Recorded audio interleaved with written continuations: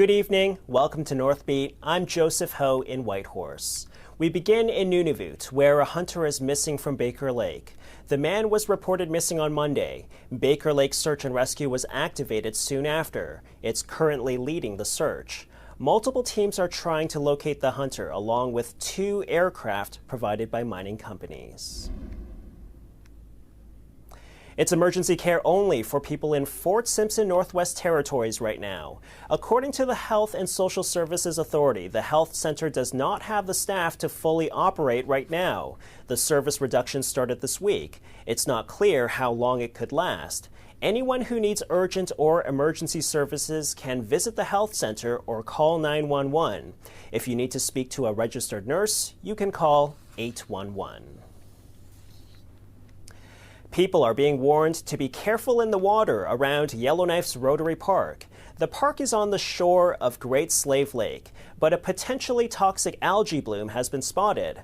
As Nadir Hashmi found out, it can be harmful to both humans and pets. Kim Harrow walked a 12-year-old Labrador retriever by the Rotary Park boardwalk on Tuesday. That's when she saw something that seemed out of place. But I saw this kind of blue, greeny stuff near the waterline, and it looked like paint. And I was a bit concerned that it could be some chemical that my dog shouldn't be near. She was right, it's not a chemical, but it turns out it's a suspected cyanobacterial bloom or blue algae. Ingesting that can cause flu-like symptoms and nausea in humans, and in pets it can cause neurological and liver damage. The Department of Environment and Climate Change and the Canadian Coast Guard have both collected samples looking for potential toxins. Spottings varied between the Rotary Park, at the Deda Ice Road entrance along Rotary Park, and then through the Old Town Public Boat Launch, and as well as going to Lantham Island in the Narrows there. This isn't the first time local residents have seen such blooms. 2 years ago, similar long strands of a blue-green substance were spotted in Yellowknife Bay near Tin Can Hill. My dog happened upon it before I had seen it, so she was in the water and she had something to drink. She's a champ. She was fine. Nothing happened to her. I don't think she drank enough for it to be super concerning, clearly. Cedarwall says people should avoid drinking or swimming in the water and be cautious with pets. Dog might not see that same area of potential risk and might go into that water and drink it just as normal. Pets can be at higher risk of this. The lab results are expected in a few days, but Cedarwall says such algal blooms could be seen until mid-September. Nadir Hashmi, CBC News, Yellowknife. Tonight, we're getting a look at a new hotel in Whitehorse. As Virginie Ann found out, this particular hotel is a first for the Yukon. This is no small project. It's a $52 million luxury hotel that will most certainly change the look of Main Street. But is it for better or for worse? The CEO of Northern Vision Development, who's behind the project, argues it's a symbol of how mature Whitehorse has become. The plans show a design vastly different from the rest of downtown. The 5-story building has 115 rooms, a restaurant, a bar, fitness rooms, with a look that appears to be moving away from the old-school rustic vibe of Main Street. But Hell says he wants Yukoners to see themselves when they look at the hotel. He says that's why he made it a priority to showcase local Indigenous art everywhere. This will be the first Hyatt-branded hotel in the Yukon, and perhaps a sign that the territory is ready to take tourism to the next level. Hell says it will create jobs and attract high spenders that will invest in the local economy. The hotel is expected to open next summer. Virginie Ann, CBC News, Whitehorse. People from Arviat Nunavut are worried that important historical sites could be disturbed by tourism. The campsites are located north of Churchill, Manitoba. CBC's Noel Kaluchuk has more. Johnny Mumgak from Arviat has known about the Hubbard Point area since 1973. His father took him to this area to hunt and fish and has been passionate about it ever since. These days, he's working with experts at the site where archaeologists found artifacts that date back 900 years. Relics include ancient tent rings, meat caches, a water well, and a 12 by 16 foundation of a sod house, and many animal bones. Johnny is concerned that the tourism activity in the area have an effect on the ancient campsites and artifacts. He says he wants more to be done to protect the Hubbard Point. We don't want people just walking around the place and trampling all over the place until we get a boat walk on it or something where people can actually walk on. Luke Suluk with the Agvet Historical Society also wants to see more protection for the area that has been occupied by Inuit for generations. It's been occupied by Kiwahiktu Inuit for many years, and even before our present Inuit. And we found the old artifacts and the features that are done by our ancestors. Archaeologists say it is one of the Dooley sites, which date back 800 to 1,000 years. Jamie Moses is the Minister of Natural Resources with the Manitoba government. Says it is important tourism operators are following the rules when they tourist to the area. He adds work is being done to fully protect the area from disturbance. Well, right now we are reviewing the tourism operations that might be going in and around that area. And we want to make sure that it is going to be consistent with the permit that they were granted by the province. And also we want to make sure that any activity is going to be very culturally appropriate of this very significant area. Inuit in this region say they will keep fighting to make sure Hubbard Point is protected like the Iralik site in the Kaligakjuit Nunanga Territorial Park near Rankin Inlet. They also want the artifacts found in these sites archived properly and hopefully be stored in a museum somewhere in Nunavut. Noel Kaludjak, CBC News, Rankin Inlet. Cutting fish. It's a practical skill that has deep traditional roots. In Inuvik, Noel Cockney is teaching others techniques that have been passed on to him. Des Lorraine went over for a lesson. Just know that not every cut is going to be absolutely perfect, because we just like ourselves, we're not all perfect either. So, so you're trying to get as much the meat off as possible.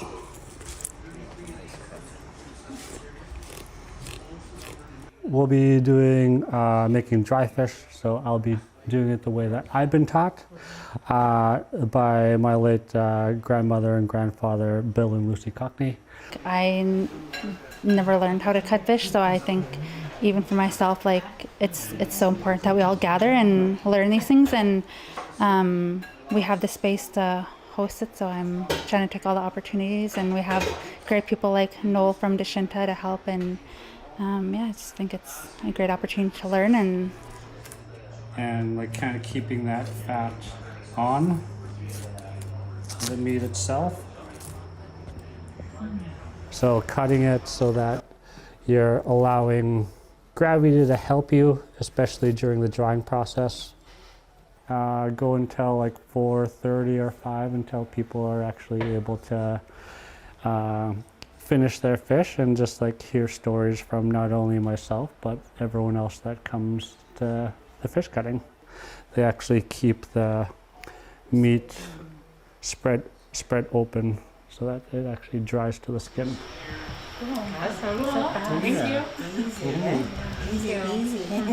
Yeah, you made it super. If you're interested in learning how to cut a fish, the next session is tomorrow afternoon near the Inuvik Native Band Office. Here's a look at what's happening here at CBC Yukon, just downstairs from our TV studio. It's Fiddle Happy Hour on Airplay, Yukon's afternoon radio show. After the break, we'll head down there to Megan Roberts to see what's going on. Stay tuned.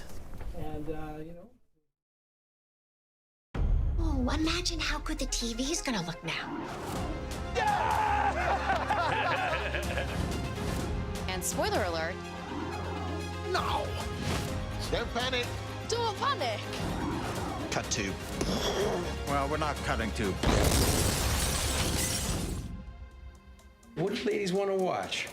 Look out! It's drama. Oh. I'm ready for it.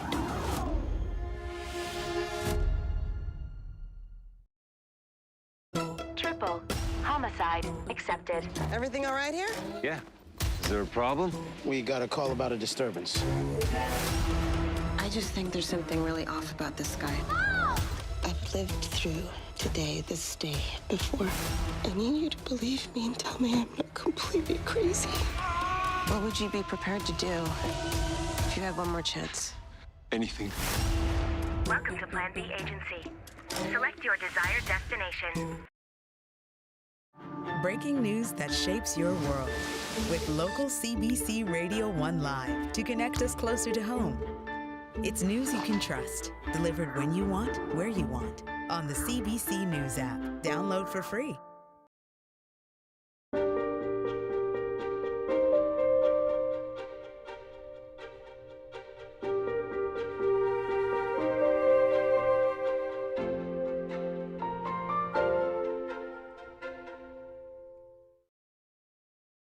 Imagine how good the TV's gonna look now. Oh, God! This is incredible. Did you know this? As if. Could the pressure be any higher?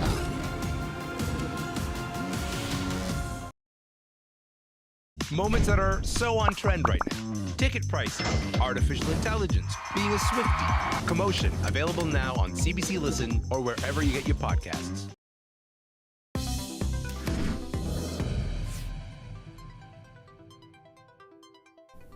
Well, it's Fiddle Happy Hour here at CBC Yukon. We have a whole bunch of fiddlers downstairs in our radio studio with the CBC's Dave White.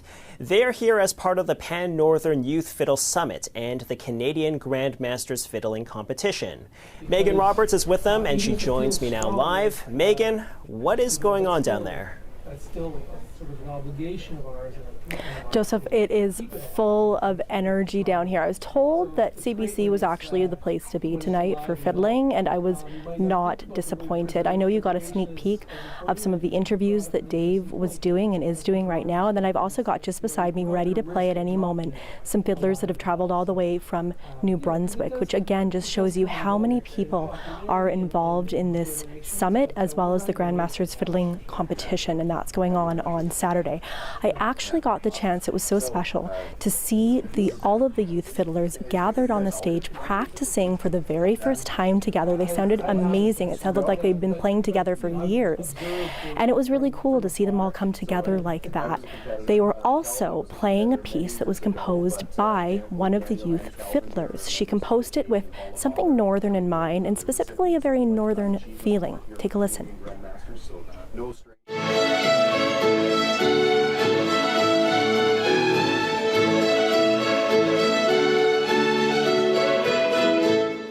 It's really crazy. When I heard that we were going to do this tune for the summit, it didn't really dawn on me that so many people would be learning it. So now to hear everyone play it is crazy. It's so beautiful to hear it like this with so many people. It gives fiddling such a unique sound when you have like 100 people playing it, and all slightly differently, and it gives it a really cool character.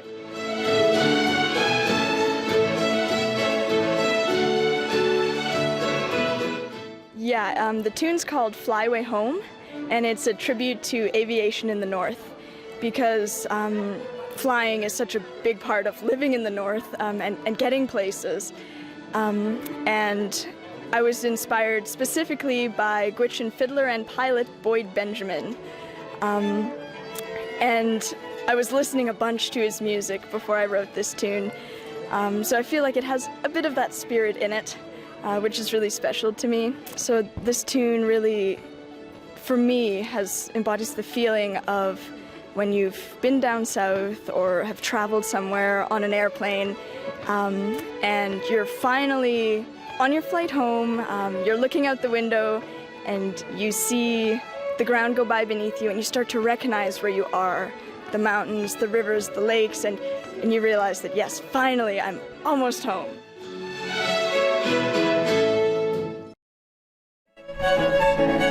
Okay, we were talking about the feeling of almost finally being home. Right now we have our New Brunswick fiddlers who are playing. They're far from home, but man, they're playing like they're playing just at home. So let's just listen in for a minute to our fiddlers from New Brunswick.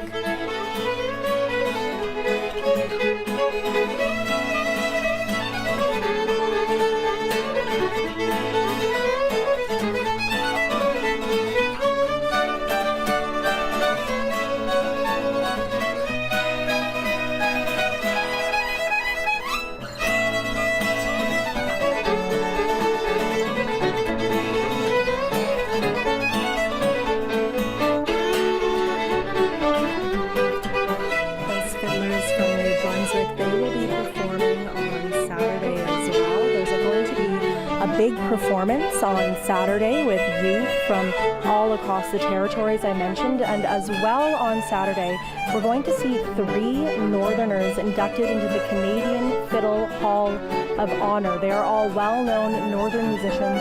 This week we are highlighting their stories and their music, and tonight we are bringing you the story and music of Angus Bolio.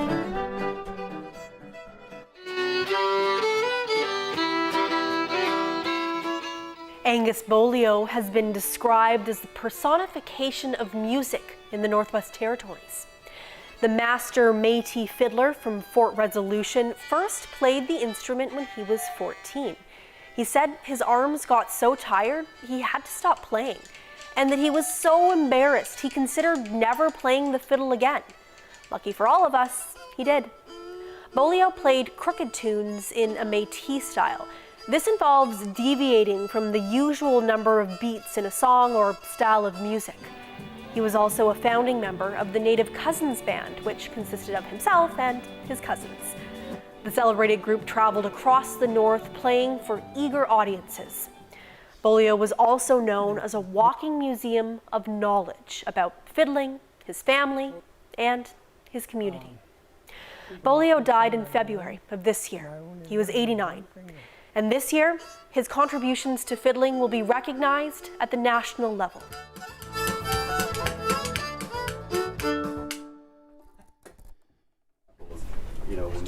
Angus Bolio, a master Métis fiddler, is going to be inducted into the Canadian Fiddle Hall of Honor. We're so excited to see that and the other Northerners that are being honored. And you can actually live stream that ceremony. It's happening at 7 p.m. Yukon time on Saturday night. That's when the Canadian Grandmasters Fiddling Competition evening programming begins. And if you want to watch that, you can live stream it through the Canadian Grandmasters Fiddling Association Facebook page. That's where you can catch that on Saturday. Joseph?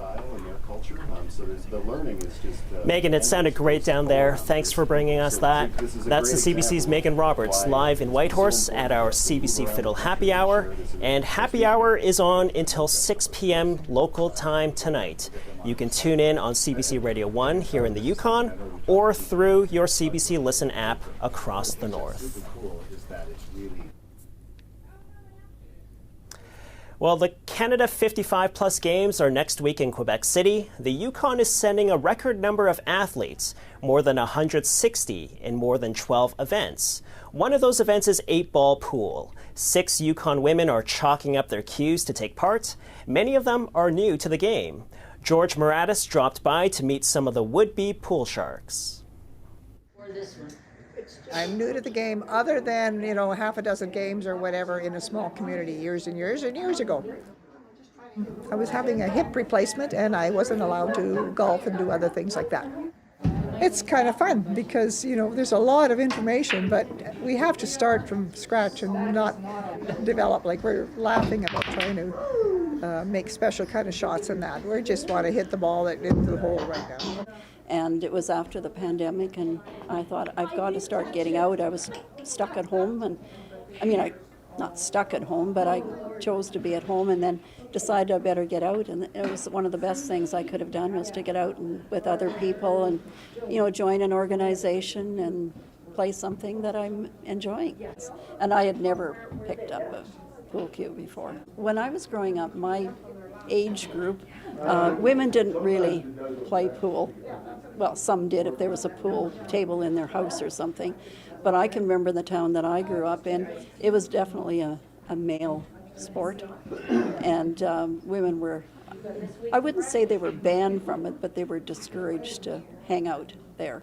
Times are changing. Oh, very much so, yes. So I was looking for something new, so I approached Eileen, and we got up a ladies group, and here we are. This is about a year and a half ago, and then all of a sudden we discovered the Canada 55 Games were on. Oh, do we want to go? Are we going to be good enough? Of course, we think we're pretty good, but you never know. I hear those Easterners are pretty good. So you're telling me that for the first time you started playing pool at about 84, 85, is that right? Yeah, that's right. Yeah. I'm going to try to hit 9 into the side pocket. Oh, all right. Try is the word. All the way down. Yeah, that kind of stuff. That grass history lesson. Yeah, so when they call me today, that's it. For my daughter, it's been a little rough because she keeps saying, Mom, do you want to go anywhere? Oh, no, I have to go play pool. We have 2 ladies that have started when they were quite young, so they are pretty good. We just don't know how good one has to be in order to win anything in Quebec. But actually, on the whole, we're not really planning on winning. We're going for an awful lot of fun. I've even been learning French, so I can ask for a cup of tea now. Please, how do you do that? Je voudrais une tasse de thé. S'il vous plaît. We play together so much. We become friends. We know each other so well. We are a team. And we're going to Quebec and we're going to show it.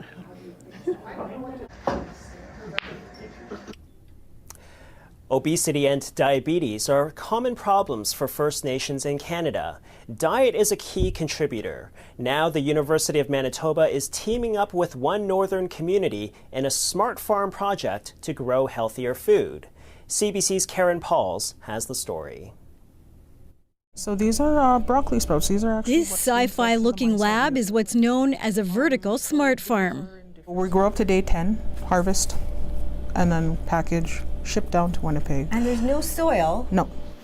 Full spectrum LED lights mimic sunshine. Just gonna water these guys, give them Artificial intelligence controls temperature, moisture, carbon dioxide, and nutrient levels.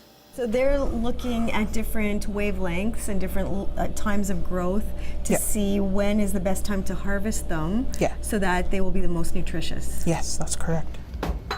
Researchers have found stimulating production of specific compounds in vegetables, like potassium and manganese, makes these veggies more nutritious than grocery store produce. Typically 2 times to 11 times higher, right? Especially the manganese was very high.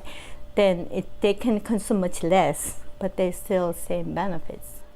Almost half of the adult population in this remote northern community is suffering from type 2 diabetes. Leaders say there's an average of 3 diabetes-related deaths every month. And part of the challenge is encouraging people to cook and eat these smart vegetables. I'll be honest, the first 4 months of working here, I didn't really eat the product because I was scared of it. There's a lot of stigma that we were met with. People were like, oh, it's artificial, it's fake food. So, food scientists developed recipes, cooked them, and brought a meal to the local shopping mall. Would you like to try some chili with kale? You don't notice it that much. And then we just have some sage and kale cornbread muffins. Tastes more healthy, more natural. That's what I think. Have you ever eaten kale before? I don't even know what that is. Kale, first time trying that, and with everything else, it's great. Do you think you might cook with this more often? Yes, for sure. The goal is to educate people on how smart veggies contribute to a healthy diet and ultimately save lives. Karen Pauls, CBC News, Opaskwayak Cree Nation, Manitoba.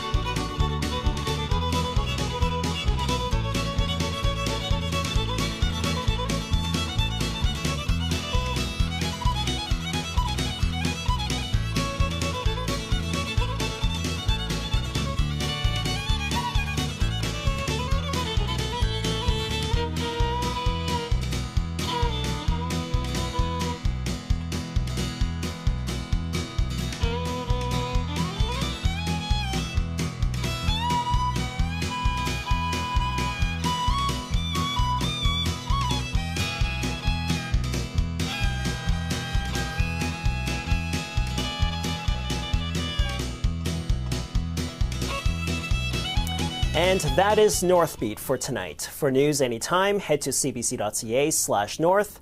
Thank you for watching. I'm Joseph Ho. We're going to leave you tonight with more of the youth fiddlers at the summit in Whitehorse today. This morning, they all took the stage to play the song How Strong They Were by Nunavut's Matthew Nukinyuk. He was there accompanying them on the drum. The song is about tuberculosis patients who were taken from Nunavut in the 1950s and 60s. Have a good night. We will see you again tomorrow.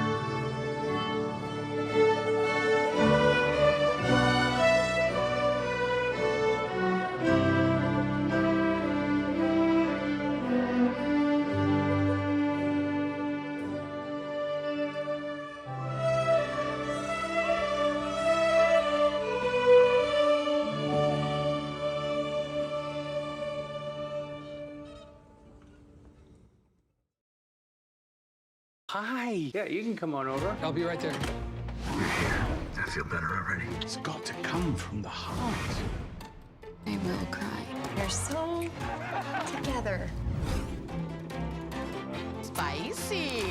Now we're all just getting the sillies. How much more connected do you want to be? Yeah. Is this a team meeting? Because I'm part of the team. See you there. I've lived through today, this day, before. What would you be prepared to do if you had one more chance? Anything. Welcome to Plan B Agency. Select your desired destination.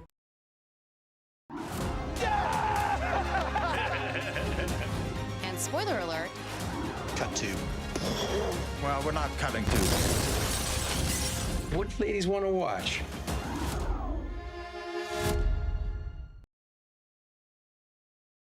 News you can trust, delivered when you want, where you want, with local CBC Radio 1 Live to connect us closer to home on the CBC News app. Download for free.